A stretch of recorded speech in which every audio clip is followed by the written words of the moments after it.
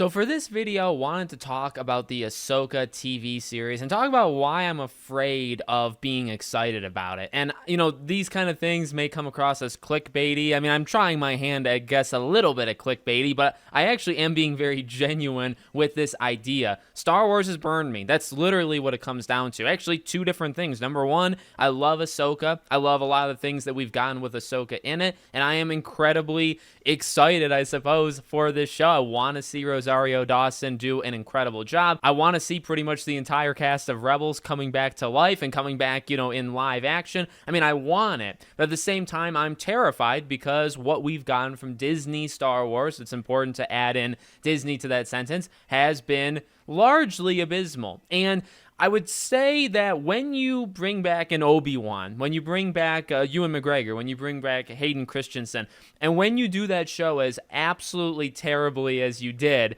that signals to me that nothing is safe. Now, really, nothing should have been safe as soon as they destroyed Luke Skywalker, in my opinion, in The Last Jedi. But truly, I think Obi-Wan, and I don't even think this was just for me, I think it opened a lot of people's eyes. I'm not saying you can't like Obi-Wan or you can't like modern-day Star Wars. You knock yourselves out and you like what you want to like. But I do think it seems very apparent, at least to me online and stuff, the Obi-Wan show really did shock people, because I think, there's always been the discussion of prequel hate and then have people come around to it, and will that happen with the sequel trilogy? I personally don't think so. But then you bring back Obi-Wan and you do it like that, and I think largely people were completely disappointed with that product. Beyond even like the bigger clips that are online or the sequences in the show where, Obi-Wan's staring at the gate and he shoots the thing to go around the gate, but then when it zooms out, you could literally have just walked around it. That may be the most stupid thing, other than like the Book of Boba Fett, the guy spinning. Those two things could be the stupidest things we've ever seen in Star Wars. But I mean, that's kind of the point, right? And I spend so much time talking about Obi-Wan in an Ahsoka video because that is what scares me. You ruin Luke Skywalker to me. You ruin just Star Wars in general, I would say, with that trilogy. But then the Book of Boba Fett, you could arguably say, and I think you'd be right, that Boba Fett they've made awful. I think the actor who plays Boba Fett would agree with you. He certainly doesn't seem happy, so you could say that. Mandalorian, very up and down, definitely not going well right now. I haven't seen Andor, heard great things, so I guess that's one example of, here's the catch. If it's a character that was introduced through Disney Star Wars, which, Cassian was, and then they make something additional with them, maybe that's the only stuff that can be good. In which case, maybe the Rey movie is actually going to be fantastic because you start out. But see, Andor, I thought, was a good character in Rogue One. I think you already started with a very good character. So I don't know if that applies necessarily to everything. But no, I mean, Ahsoka is another one of them. Ahsoka is a fan favorite. Ahsoka is somebody that I think a lot of people love, and kind of born in the era, kind of after the prequels, right? But before Disney. So in a weird spot, but she became so lovable and such a great character. And I think, what we've seen, well, a couple of things, what we've seen from the trailers and from any of the, kind of clips of Ahsoka looks absolutely great. That's another thing, like, so far, so good. I think we could kind of sense the whole Leia thing coming and none of that really ever making sense. And you can kind of see that in a lot of the previews for Obi-Wan. So maybe you could have seen that coming. I don't think Ahsoka has anything that like blatant that we can kind of locate and say, okay, this is huge red alarm. I'm sure there's some smaller things, but I think largely the show looks completely fine right now. And then what we saw of her in Mandalorian, I mean, that was basically her test run, right?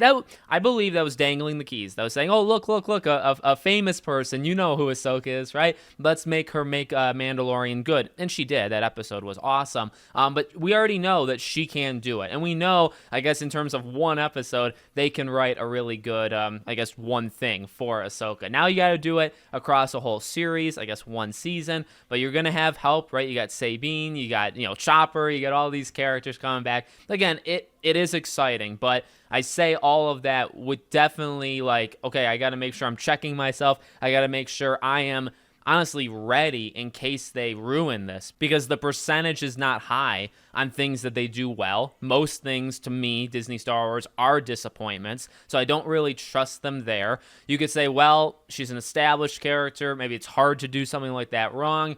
Not true. Obi-Wan, Boba Fett, Obi-Wan, Luke Skywalker. There's actually like a list, like a top 10 list you could probably make of great characters that had already been introduced that they've ruined. You could easily make a top 10, and it would infuriate you to actually make that list. So I'm going to watch it. Definitely going to watch it. Maybe we'll do like a Patreon thing or, like a special video on my thoughts on it. This is one that, I'm marking down. I haven't watched like Bad Batch Season 2, which I hear is pretty okay. And I liked Season 1 overall. It was fine. A lot of filler, but it was okay. So I haven't watched that. Haven't watched Andor. Eventually, I guess I'll come around to it. Didn't watch Mandalorian Season 3, but certainly saw a lot on that show and not very impressed by it. So I've checked out, at least with the shows, largely over the... Actually, Obi-Wan kind of killed it. Obi-Wan stabbed me through the chest and just kind of killed all my interest. But Ahsoka is something that I'm, more than happy to invest my life in and to watch them, like, each week when the episode goes live, which I haven't done that since Obi-Wan. I did that. Mandalorian Season 2, I did that. It's been a while. It's been a while since I've done something like that for Disney Star Wars or just Star Wars in general. Movies I'll definitely be a part of as well, just to see. I have to see how that goes. But Ahsoka may also be like the last show too, because like the Acolyte, everything we've heard about that, I am not into the creators or what the cast is saying or what the show's even going to be. I'm not really into that whatsoever. So this may be it. And if it is it, hopefully it's extremely good. So at least I can exit TV show Disney Star Wars on a high. That's kind of what I want. That's what I want for my birthday, which by the time you guys are watching this video, it's actually past my birthday. So a late birthday gift. Let me know what you think in the comments. Make sure you're subscribed, bell icon turned on, and I hope to see you all on the next one.